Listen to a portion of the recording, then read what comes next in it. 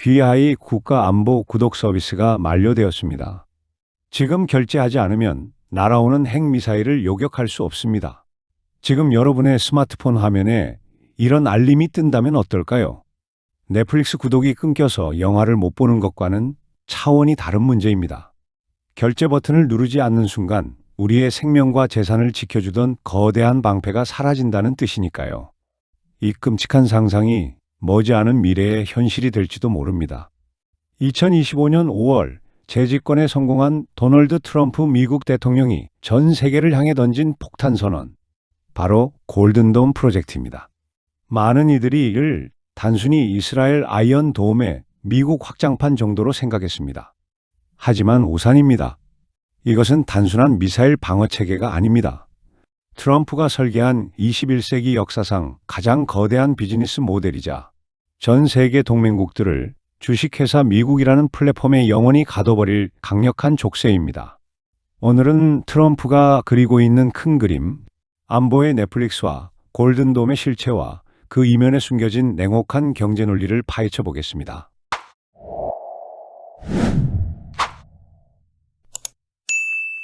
먼저 오해부터 확실하게 풀고 가야 합니다. 뉴스에서 골든돔 이야기가 나오니 다들 이렇게 생각하십니다. 아, 이스라엘이 쓰는 그 아이언돔? 그거 미국 땅에 좀 더 크게 짓겠다는 거네? 결론부터 말씀드리면 완전히 틀렸습니다. 이름만 비슷할 뿐 이 둘은 자전거와 우주선만큼이나 다른 기술입니다. 이 차이를 이해하려면 아이언돔이 어떻게 작동하는지부터 봐야 합니다. 이스라엘의 아이언돔은 기본적으로 최후의 골키퍼입니다. 적군이 쏜 로켓포가 우리 집 마당으로 떨어지기 직전 하늘에서 요격 미사일을 쏘아 쾅 하고 부딪혀 터뜨리는 방식이죠. 아주 훌륭한 기술이지만 치명적인 한계가 있습니다. 바로 사거리입니다. 아이언돔은 옆 동네에서 날아오는 박격포나 단거리 로켓 같은 비교적 느리고 낮은 공격을 막는 데 특화되어 있습니다. 하지만 미국이 두려워하는 건 옆 동네 깡패가 던지는 돌멩이가 아닙니다. 지구 반대편에서 날아와 대기권 밖을 찍고 마하 20의 속도로 꽂히는 핵미사일입니다. 이건 골키퍼가 막을 수 있는 공이 아닙니다. 눈 깜빡하면 이미 도시는 사라지고 없으니까요. 그래서 트럼프가 들고 나온 것이 바로 골든돔입니다. 골든돔의 핵심은 상승 단계 요격입니다. 말이 좀 어렵죠? 쉽게 비유해 보겠습니다. 아이언돔이 이미 날아와 내 눈앞에 있는 총알을 쳐내는 기술이라면 골든돔은 저 멀리서 적이 총을 쏘려고 자세를 잡는 순간 레이저로 총을 녹여버리는 기술입니다. 미사일이 발사되는 처음 1에서 2분, 이때 미사일은 가장 취약합니다. 무거운 연료를 가득 싣고 있어서 속도가 느리고 거대한 불기둥을 뿜어내기 때문에 우주에서 보면 캄캄한 밤에 켠 서치라이트처럼 훤히 보입니다.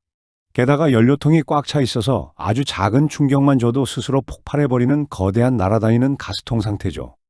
골든돔은 바로 이 골든타임, 즉 미사일이 아직 적국 영토 위에 있을 때 우주위성에서 레이저를 쏘거나 요격체를 떨어뜨려 박살을 내는 것입니다. 이렇게 되면 어떻게 될까요? 격추된 핵미사일의 파편과 방사능 낙지는 미국 땅이 아니라 미사일을 쏜 적국 머리 위로 쏟아지게 됩니다. 방어 시스템인 동시에 적에게 공포를 심어주는 가장 강력한 공격 시스템이 되는 것이죠. 트럼프는 2029년까지 미국 하늘뿐만 아니라 우주 공간 자체를 요격 시스템으로 덮어버리겠다고 선언했습니다.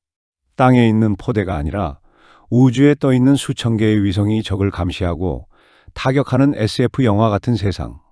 이것이 바로 골든돔의 진짜 정체입니다. 문제는 돈입니다. 땅에 미사일 포대 몇 개 세우는 것과 우주에 수천 개의 위성을 띄우고 유지하는 건 차원이 다른 비용이 듭니다.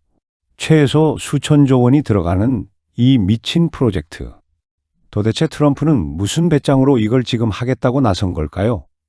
단순히 미국을 더 강하게 만들기 위해서? 아닙니다. 이것은 35조 달러, 약 5경 원이라는 빚더미에 깔려 질식 직전인 미국의 생존을 위한 몸부림입니다. 도대체 어쩌다 빚이 이만큼 불어났을까요? 지난 20년 미국은 소위 테러와의 전쟁이라는 명분으로 중동의 사막에 돈을 쏟아부었습니다. 아프가니스탄과 이라크에서 쓴 돈만 약 8조 달러, 1경 원이 넘습니다. 하지만 결과는 어땠나요? 탈레반은 돌아왔고 돈은 허공으로 증발했습니다. 거기에 전 세계 바다마다 항공모함을 띄우고 한국, 일본, 독일 등 80개국의 미군 기지를 유지하는 비용은 매년 천문학적으로 불어났습니다. 지금 미국 경제의 가장 무서운 적은 중국이 아닙니다. 바로 국채이자입니다. 빚이 너무 많아서 1년에 갚아야 할 이자만 1,000조 원이 넘습니다. 이게 얼마나 미친 금액이냐면 미국이 1년 동안 국방비로 쓰는 돈보다 빚 이자로 나가는 돈이 더 많아진 상황입니다. 나라를 지키는 돈보다 빚쟁이한테 주는 돈이 더 많은 나라. 이게 2025년 제국의 현주소입니다.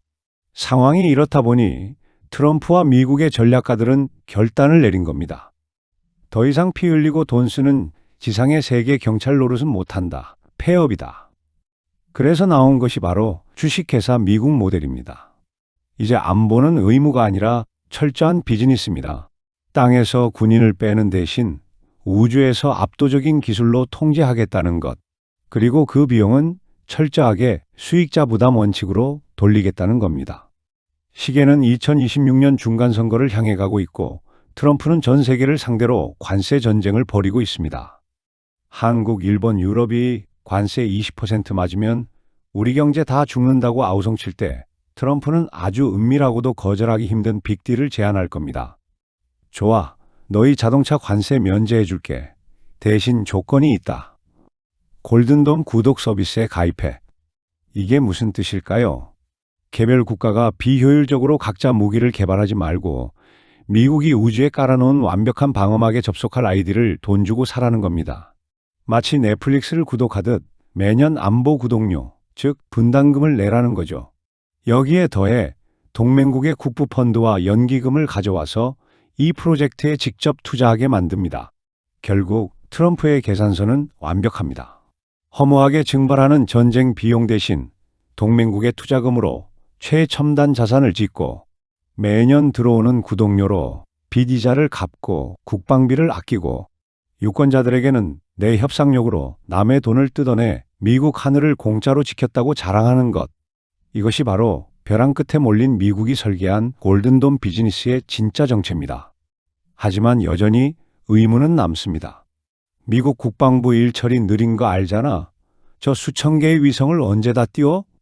맞습니다. 굼뜬 정부 조직 혼자라면 불가능합니다. 그래서 트럼프는 국방부의 힘만 빌리지 않았습니다. 바로 미국이 낳은 괴물 같은 민간 기업들에게 손을 내민 것입니다. 여기서 잠깐 일론 머스크와 트럼프 두 사람의 불같은 성격을 떠올려 보십시오. 한때는 서로를 맹비난했던 앙숙이었고 지금도 언제 다시 으르렁거릴지 모르는 시한폭탄 같은 관계인 것은 맞습니다. 하지만 여러분, 냉혹한 비즈니스의 세계에서 영원한 적도, 영원한 친구도 없습니다. 오직 이익만이 있을 뿐입니다. 트럼프에게는 자신의 업적을 세워줄 압도적 기술이 필요했고 머스크에게는 전기차와 우주 사업의 각종 규제를 풀어줄 절대 권력이 필요했습니다.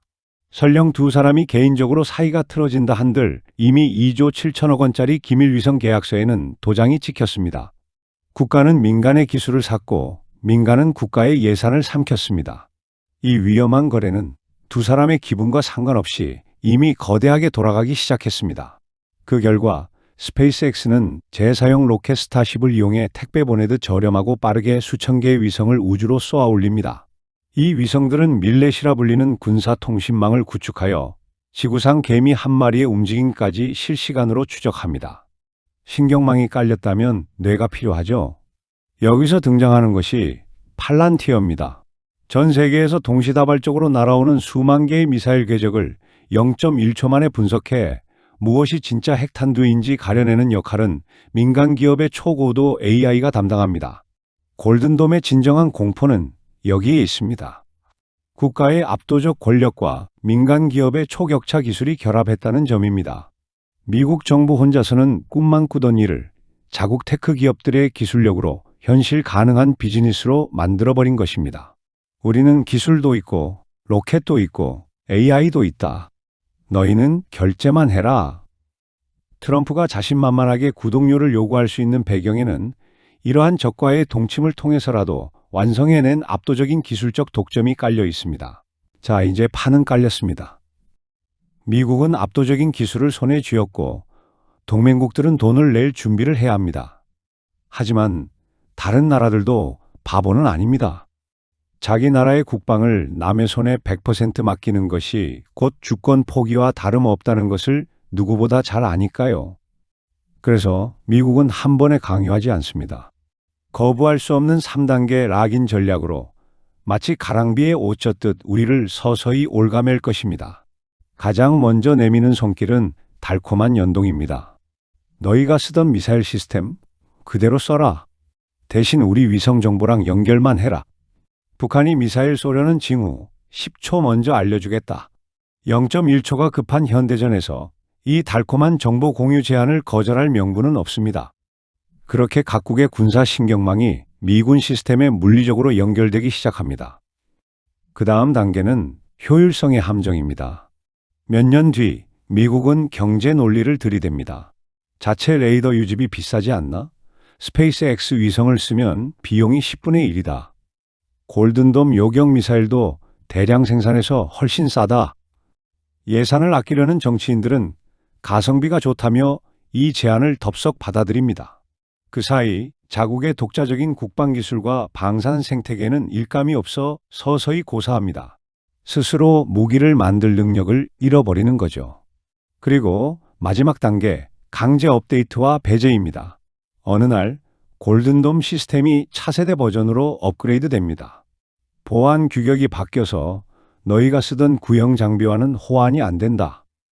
계속 보호받고 싶으면 군사 시스템 전체를 우리 규격으로 싹 바꿔라. 이제는 돌아갈 길이 없습니다. 자체 기술은 이미 사라졌고 미국의 위성 정보 없이는 눈뜬 장님이 되어버렸으니까요.